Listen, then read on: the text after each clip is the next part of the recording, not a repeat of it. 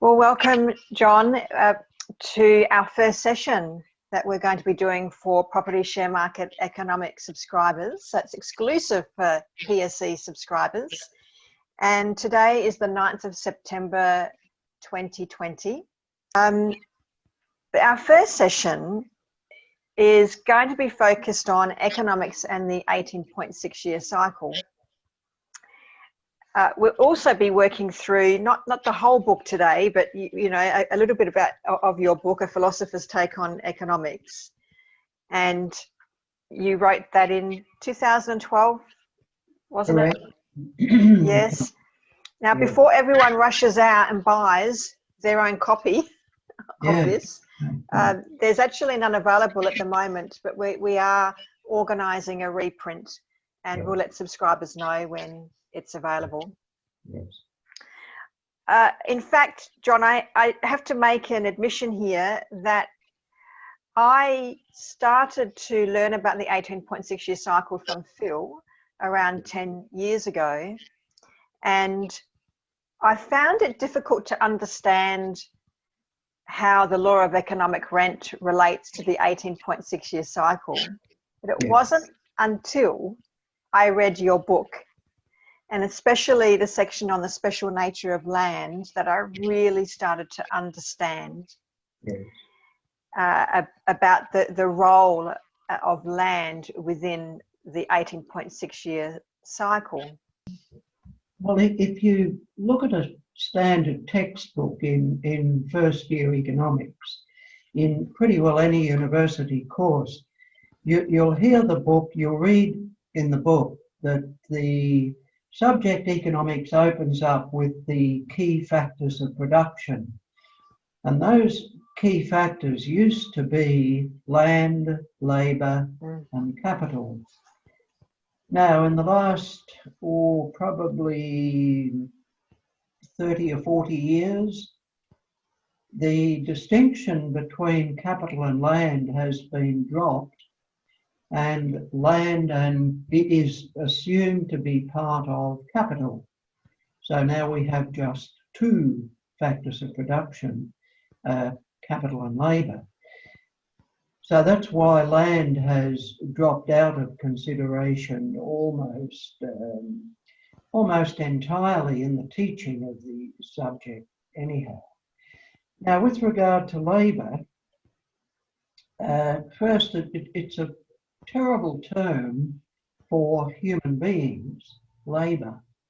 It has strong connotations of we being some inferior form of slave labour. But that's how it's referred to in economics books, labour, and it's treated as just another factor of production, no different from capital.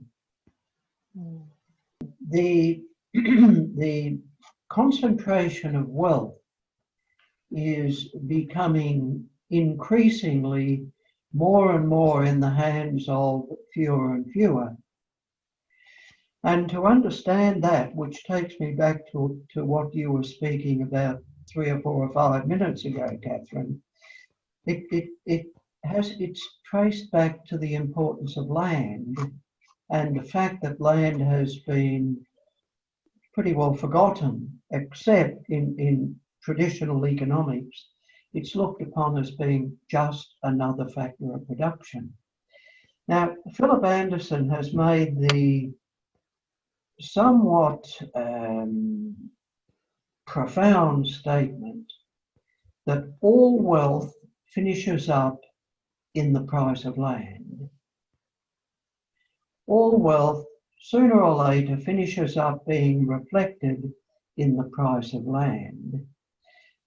Now, I think the job of the economist, and this is part of the reason for my interest in the subject and writing a book, part of the reason, a very big part of the job of an economist is to explain why that happens, how it happens, and why it happens. Because you need to explain that. Otherwise, that statement, all wealth finishes up being reflected in the price of land, it's just standing as a statement open to criticism, to put down, to ridicule.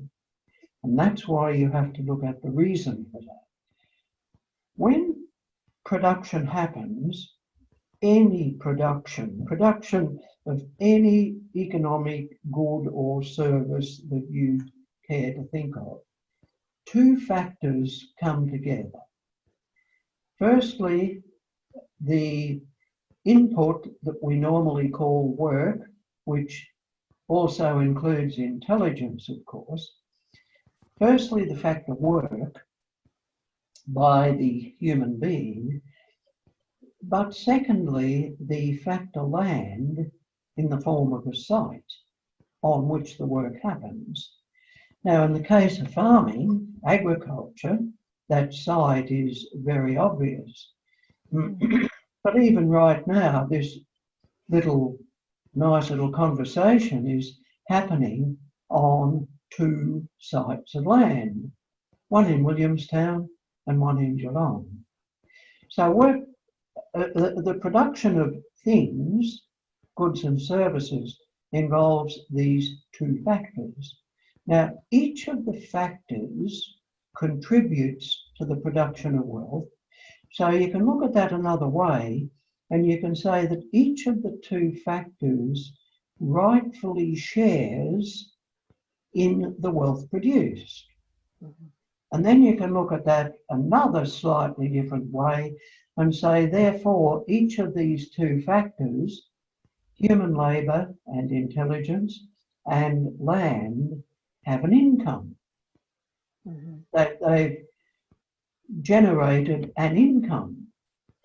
And when you put the two together, the income from the human being and the income from land, the contribution to the production caused by the site, you get the total value of our goods and services. Now, the income, that the share of production coming from human beings, dare I use it, that wretched term labour, we call that wages and salaries, and profits for the company. A company is simply the amalgamation of human effort. Really, that's what it is. It's a conglomerate of human effort. So companies' income is profit, of course. So therefore we can say wages, salaries and profit. That's the contribution of the labour side of it, or the human input.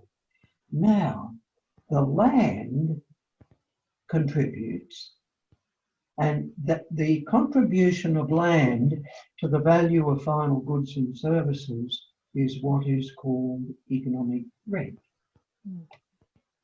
So, Cathryn, that's a fairly long-winded way of saying that the two main factors in production, labour and land, they each have their own, they generate their own income. So for labour it's called wages, and for land it's called economic rent. Yes, one's earned income, one's unearned income. The income to land is very much earned by the land. Land earns its way.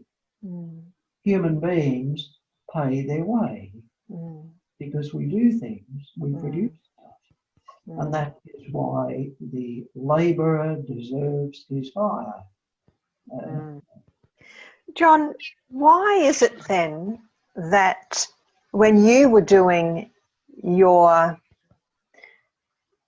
education in regards to economics 50 years ago, 50 odd years ago, that there were three factors of production: land, labour and capital? Yes. Why did that change? Now, I'm not sure, Cathryn. If you read more of Mason Gaffney, who is brilliant, a must read, and I think an inspiring read, who, by the way, ran into a lot of trouble with his colleagues because his colleagues were mainly traditional economists, and they weren't all that fond of what he was saying. But read him, he will say it's dark mischief. Dark mischief. Yes. It's deliberate. It was a plot or a ploy, as was I beg your pardon, a ploy to make life more comfortable for those who did not want to know about land earning its own income and economic rent. And what follows on from all of that, of course, is unearned income. Now, that's not a very attractive proposition for traditional economists to hear. And it's even less attractive for landlords to hear. You don't need to be too bright to see that. So landlords don't want to hear about this, Cathryn. Well, the ones that don't understand, they don't want to hear about it. I have to say, you know, I've been personally in my 50 odd years of life, for quite a bit of that I've been landowner, and I would have not want to have heard this either until I understood the impact, the terrible impact of how economics is currently taught and how we treat land, and where indeed that unearned income ends up, and why it creates such trauma within society. Trauma is the word. Trauma is the word. It's a good word, Cathryn. The cause of it is our current economic regulations, namely how we conduct our economy, particularly with regard to the resource land. Full stop. And that's what needs to be addressed. So because of that, John, we've lumbered land in with labour and capital, and we treat land as an asset and an aspect of capital. An asset and an aspect of capital, and we've decided that the benefit that comes from land can be, the economic rent can be privately captured. Correct. So and that happens through what we call ownership of land, freehold title. That's right. That's right. Now, you are quite emphatic that because of the way land is treated, that, and maybe I've got this wrong, you'll soon tell me, that the 18.6 year cycle will repeat. Well, from what I can gather, definitely. Yeah, so can you break that down? Philip Anderson, when he studied the 3-year economics course that we ran in the School of Philosophy in Melbourne, quite unbeknown to me, he was in the class that I was taking, and he became extremely interested in the business cycle, and then the rest, as we say, is history. He went off and did what he's done. So it's been made apparent to me, Cathryn, by Philip, the work of Philip. Now, why is it happening? Well, essentially, if you want the reason in a, well, as they say, in a nutshell, in a couple of sentences, over time, the price of land increases. And it increases, and it increases, and it increases. Now, that increase is very, very attractive as an investment opportunity to investors. So the big investors, worldwide now I'm speaking, want to get hold of that increase in the price of land. Now, the most dramatic increases in the price of land happen right in the centre of cities, where you have high-rise buildings.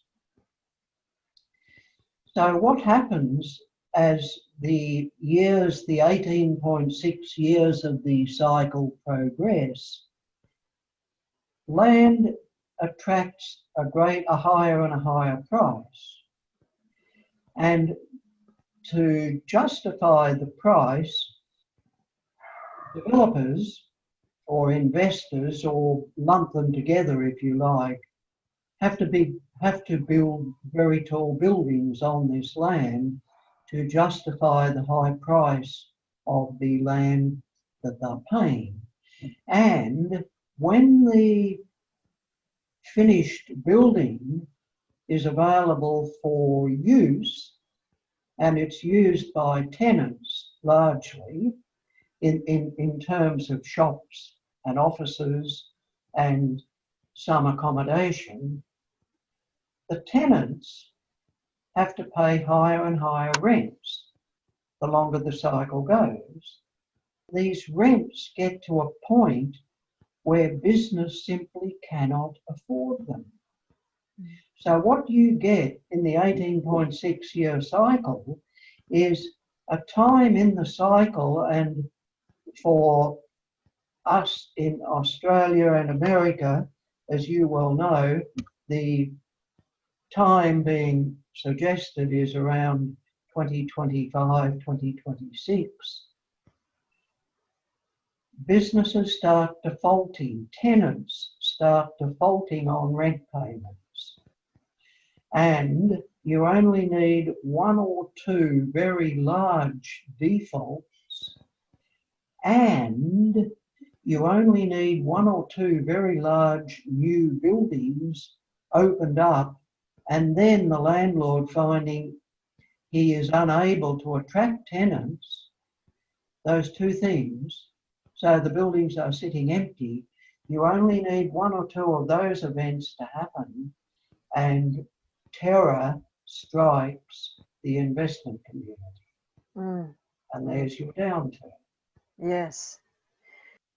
The data shows, going back to before the year 1800, that land prices in the US is actually what leads this timing, the 18.6 year timing, the recovery after the bottom and then the peak. And Fred Harrison, he explains that really well.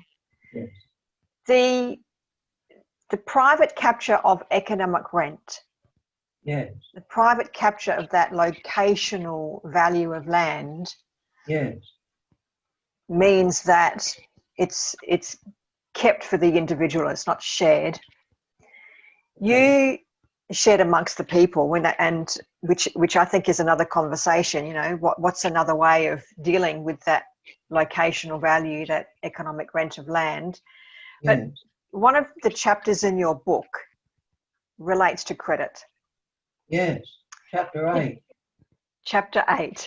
And can you briefly, if possible, explain what exacerbates the 18.6 year cycle? What makes it so extreme at the peak?